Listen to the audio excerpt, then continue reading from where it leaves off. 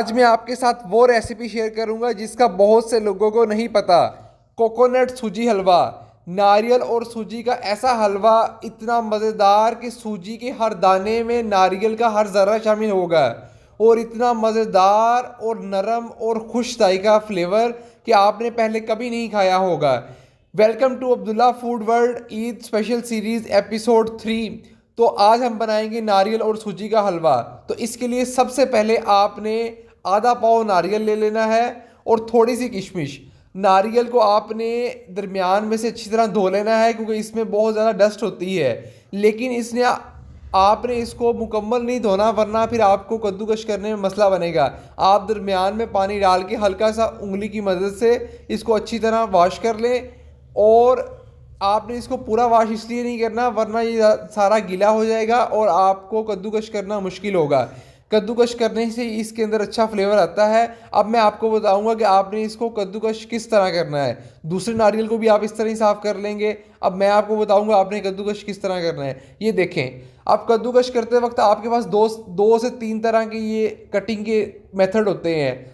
आपने जो ज़्यादा मोटे वाला है वो बिल्कुल इस्तेमाल नहीं करना, ये बिल्कुल फाइन बारीक जिस तरह मेरा थंब है, थंब शो हो रहा है ना, मेरा अंगूठा शो हो रहा है, आपने इस तरफ से इसको फुली बारीक कर लेना है। उसकी वजह ये है कि इससे बहुत हद तक पाउडर फॉर्म भी आ जाएगी और बारीक बारीक बहुत छोटे स्लाइसिस आ जाएंगे।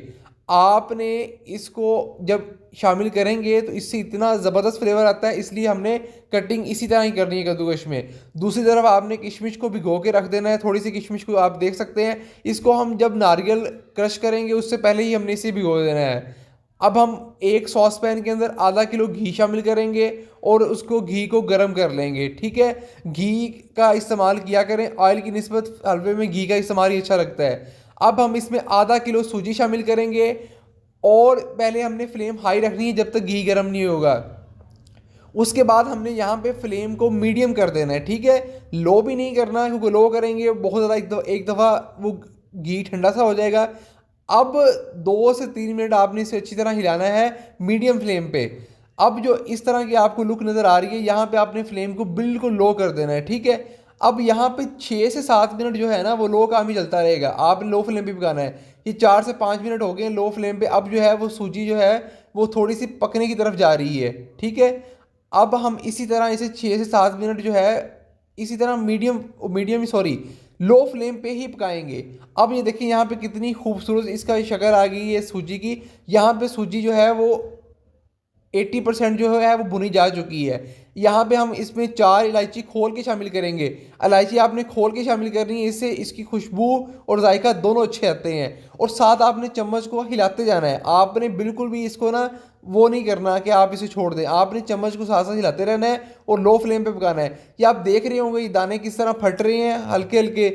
यहाँ पे आपने सूजी हमारी भून चुकी है। यहाँ पे आपने बलाई शामिल करनी है 3 टेबल स्पून। आप फ्रिज वाली बलाई भी इस्तेमाल कर सकते हैं, लेकिन जब आप फ्रिज वाली बलाई फ्रीज़र से बलाई इस्तेमाल करेंगे ना तो आपने इसे आधा घंटा पहले निकाल के रख लेना। मैंने भी इसे आधा घंटा पहले निकाल के रख लिया था। आपने बिल्कुल बहुत ज़्यादा ठंडी भी जमी हुई शामिल नहीं करनी, लेकिन अगर इमरजेंसी तो आप शामिल कर भी सकते हैं। उसके बाद आपने इसकी लो फ्लेम पे इसे बलाई को डाल के साथ साथ चम्मच हिलाना है। वो देखें किस तरह एक दफ़े इसे उबाले से आना स्टार्ट हो जाएंगे। आपने इसको हिलाते रहना है चम्मच को। ठीक है, मलाई आपने लाजमी शामिल करनी है। मलाई आपने इससे अच्छा फ्लेवर, इतना मज़ेदार फ्लेवर आता है ना आप सोच भी नहीं सकते। उसके बाद यहाँ पे चीनी जो है वो अपने, मैं तो ये कुछ लोग कहते हैं कि अपने जायके के हिसाब से शामिल करो, लेकिन अगर आप जायका मीठा खाना भी पसंद करते हैं ना, अगर आप मीठे के शौकीन हैं, तभी भी आप यहाँ पे 200 से 220 ग्राम तक शुगर डालें, ताकि जब आप पानी डालेंगे तब आप शुगर चेक कर सकते हैं। क्योंकि शुगर का ये होता है कभी कभार चीनी जो है वो बहुत ज़्यादा मोटी होती है, उसके अंदर ज़्यादा मिठास होती है, तो फिर वो मीठा ज़्यादा भी हो सकता है और मीठा ज़्यादा हो जाए तो अच्छा नहीं लगेगा। उसके बाद आप इसमें शामिल करेंगे पानी। आपने यहाँ पे 900 ग्राम पानी शामिल करना है। वैसे 1 किलो भी शामिल कर सकते हैं, 900 ग्राम मैंने यहाँ पे क्यों शामिल किया है वो भी बताऊंगा। और साथ साथ आपने चम्मच को हिलाते रहना है वरना यहाँ पे गुठलियाँ सी बनना स्टार्ट हो जाएंगी पानी डालने के बाद। यहाँ पे आपने फ्लेम को हाई कर देना है। जब बॉयल आना स्टार्ट होगा देन हम फ्लेम को मीडियम करेंगे। उसके बाद हम यहाँ पे किशमिश और साथ इसका पानी, अब यहाँ पे ऑलमोस्ट 100 ग्राम पानी यहाँ पे और शामिल हो गया है, इसलिए मैंने 1 किलो पानी शामिल नहीं किया था। अगर आप 1 किलो पानी शामिल कर भी लेते हैं तब भी कोई मसला नहीं है, सिर्फ 100 ग्राम का ही फ़र्क है। लेकिन मैं आपको वो रेसिपी बता रहा हूँ जो मैं एज इट इज़ बनाता होता हूँ। अब यहाँ पे हम जो नारियल को हमने क्रश कर लिया था उसका सारा नारियल हमने शामिल नहीं करना है, उससे आधी प्याली और आधी छोटी कटोरी होती है वो हम साइड पे कर लेंगे, वो टॉपिंग के काम आएगी। आपको मैं अगेन बता रहा हूँ, थोड़ा सा नारियल हमने पहले निकाल के रख लेना है, ठीक है। उसके बाद सारा नारियल जो है हमने क्रश किया था आधा पाव, उसमें थोड़ा सा निकाल के बाकी सारा इसके अंदर शामिल कर देना है और इसको अच्छी तरह हिला देना है। अब जो ये ज़र्रे इसके अंदर शामिल होंगे ना, सूजी के दाने के अंदर, सूजी के दाने के अंदर नारियल का दाना अच्छी तरह जो है वो पक जाएगा और फिर इसका फ्लेवर आएगा। उसके बाद हम इसे मीडियम फ्लेम पे 2 से 3 मिनट, सिर्फ 2 मिनट के लिए मीडियम फ्लेम पे हम इसे छोड़ देंगे और चेक भी करते रहेंगे साथ साथ। अब हमने इसे चेक किया है 1 से 2 मिनट के बाद, अभी भी इसमें पानी है, ठीक है, ये फुली ड्राई नहीं हुआ है, अभी भी इसमें पानी है। और आपने यहाँ पे फ्लेम को बिल्कुल लो कर देना है, बिल्कुल लो, क्योंकि यहाँ पे हमारा मकसद जो है वो सूजी और नारियल के फ्लेवर को मज़ीद बढ़ाना है और सूजी को नरम करना है, पानी को ड्राई करना नहीं है, ठीक है। अब जब ये अच्छी तरह इसको लो फ्लेम पे पकती रहेगी तो अब ये इस तरह की इसकी शक्ल होगी। यहाँ पे हम शामिल करेंगे 200 ग्राम दूध। इसीलिए मैंने पानी जो है वो पूरा 1 किलो शामिल नहीं किया था, क्योंकि मैंने बाद में दूध और किशमिश वाला पानी भी शामिल करना था। अब जब दूध शामिल कर दिया, यहाँ पे हमने बिल्कुल लो फ्लेम जिस तरह पहले चल रही थी उसी तरह पकाना है और साथ साथ चम्मच से हिलाते भी जाना है, ठीक है। चम्मच से हिलाते जाएंगे। ये देखिए अब जो इसकी लुक बनेगी ना वो बहुत ज़्यादा शानदार है।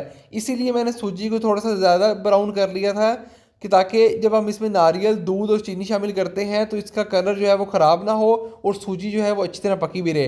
अब हमने इसको लो फ्लेम पे ही पकाना है। आप ये देख सकते हैं किस तरह, आपको देखने से कितना शानदार लग रहा है कि किस तरह किशमिश, नारियल के दाने और सूजी के दाने आपस में किस तरह मिक्स हो चुके हैं और दूध और मलाई डालने की वजह से इसका कितनी खूबसूरत इसकी लुक आई है।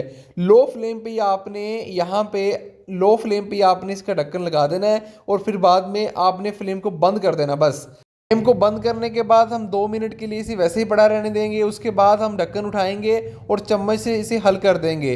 अब ये हमारा हलवा जो है वो रेडी है।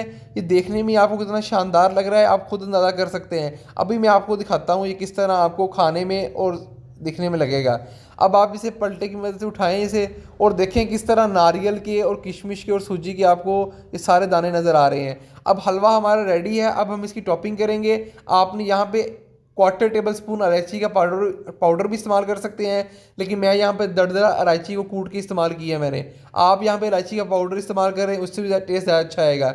और बाद में नारियल जो हमने पहले निकाल लिया था उसकी हम टॉपिंग कर लेंगे यहाँ पे।